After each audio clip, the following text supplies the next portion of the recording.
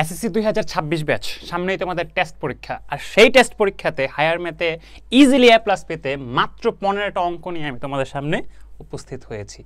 যদি তোমরা এই 15টা অঙ্ক ঠিক মতো করতে পারো তাহলেই কিন্তু তোমাদের হায়ার ম্যাথের বই একেবারে শেষ।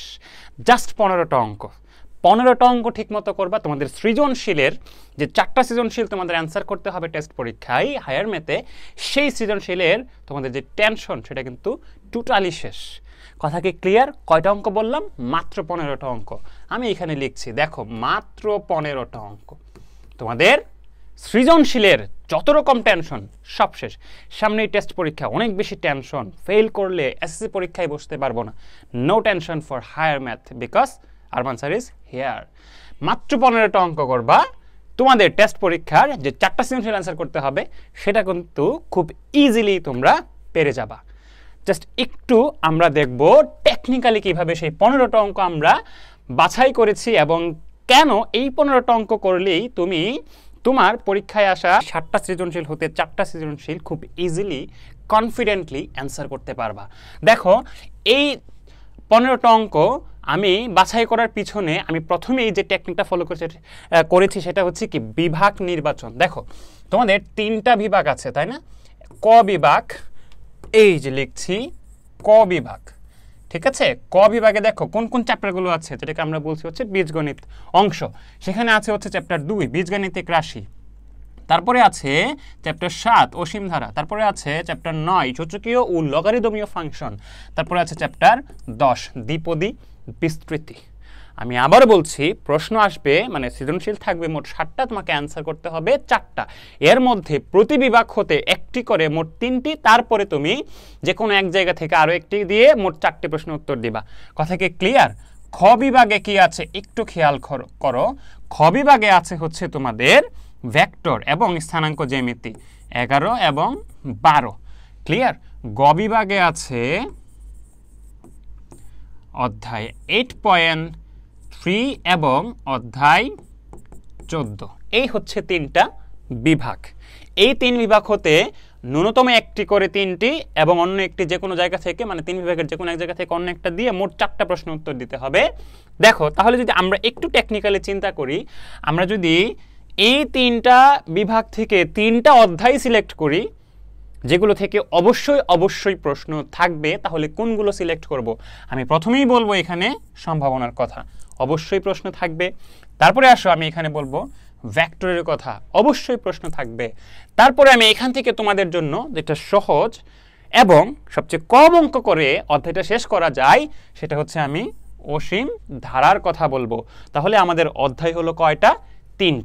3টা থেকে আমরা যদি অন্তত 3টা সৃজনশীল কিংবা আরেকটা সৃজনশীল পাই, আর একটা সৃজনশীল তুমি যদি 8.3 থেকে থাকে, তবেই কিন্তু 3.5 থেকে 4টা সৃজনশীল খুবই ইজিলি অ্যান্সার করতে পারছো। এবার প্রশ্ন হচ্ছে, আপনি যেইগুলোকে গুল করলেন সেগুলো থেকে কি অবশ্যই প্রশ্ন থাকবে?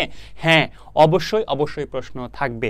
সম্ভাবনা থেকে তোমরা নিজেরাই জানো 100% কোশ্চেন থাকবে। এখান থেকেও 100% কোশ্চেন থাকবে, এখান থেকেও 100% কোশ্চেন থাকবে, এখান থেকেও কোশ্চেন থাকবে। তো এটা একটু বড় চ্যাপ্টার বলে, অঙ্ক একটু বেশি বলে আমরা আপাতত টেস্ট পরীক্ষার জন্য এটাকে একটু অ্যাভয়েড করব। যারা পারো তারা তো অবশ্যই এটা করবা।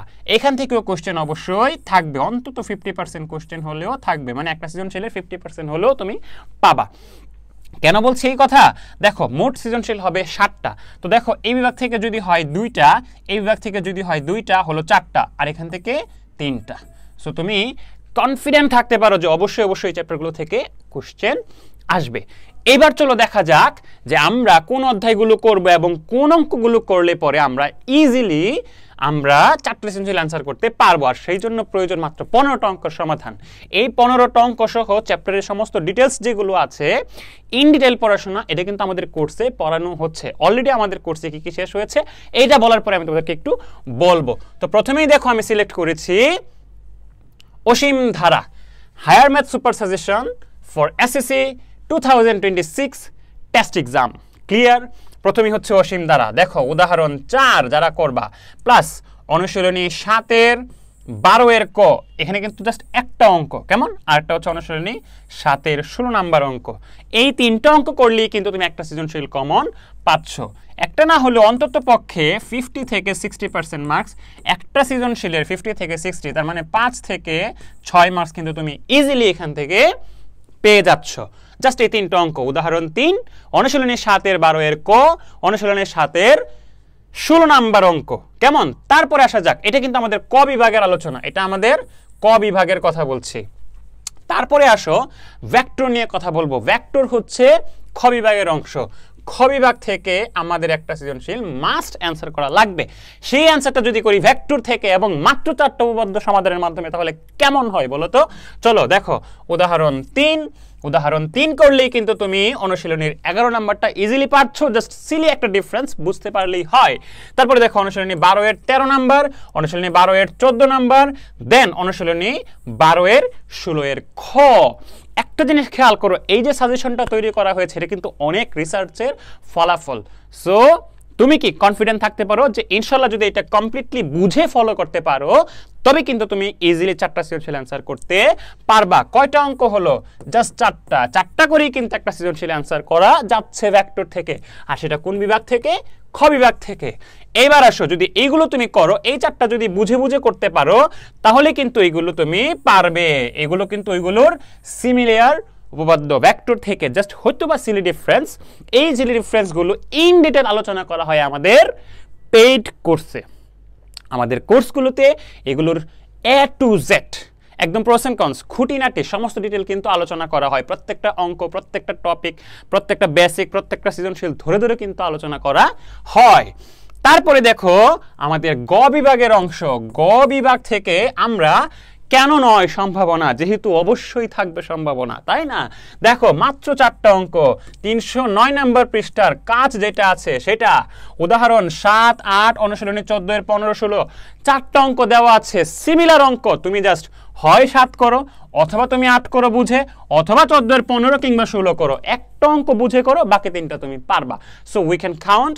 এখানে অঙ্ক আছে মূলত একটা, প্রপারলি বা অ্যাকচুয়ালি অঙ্ক আছে একটা। তাহলে 1, 1, 2, এখানে হচ্ছে একটা 3, এখানে হচ্ছে একটা 4, 14 এর 17 এর গ, 14 এর 18 এর গ। তাহলে 4টা অঙ্ক করে তুমি পেয়ে যাচ্ছ একটা সৃজনশীল, মানে 10 নাম্বার। তাহলে দেখো 3 বিভাগ থেকে 3টা কত হয়ে গেল? 10, 10, 10, সরি এইখানে 10, একটু গ্যাপ আছে। তাহলে দেখো এই 10 মিলিয়ে হয়ে গেল 30। আরো একটা অ্যান্সার করা লাগবে না? এইটা কি তুমি যেখান থেকে ইচ্ছে এখান থেকে অ্যান্সার করতে পারবা। তো তুমি একটু চিন্তা করো তো, তোমার সবগুলো চ্যাপ্টারের মধ্যে বাকি যে রেস্ট পার্ট যেগুলো আছে, যে চ্যাপ্টারগুলো আছে, রেস্ট চ্যাপ্টারসগুলো, এগুলোর মধ্যে সবচেয়ে ছোট কোনটা একটু বলো তো। চিন্তা করো তো জাস্ট, এর মধ্যে সবচেয়ে ছোট হচ্ছে কোনটা? এই যে দেখো। আচ্ছা, এর আগে বলে নি, সম্ভাবনার এই অঙ্কগুলো করলে পরে এগুলো ইজিলি পারবা, কারণ এগুলোগুলো কি সিমিলার ম্যাথ। সো ওভাবে আলাদা করে দেখার কিছু নেই। ত্রিকোণমিতি, তাই না? কি বলো? ত্রিকোণমিতি কয়টা অঙ্ক? 4টা। কয়টা অঙ্ক?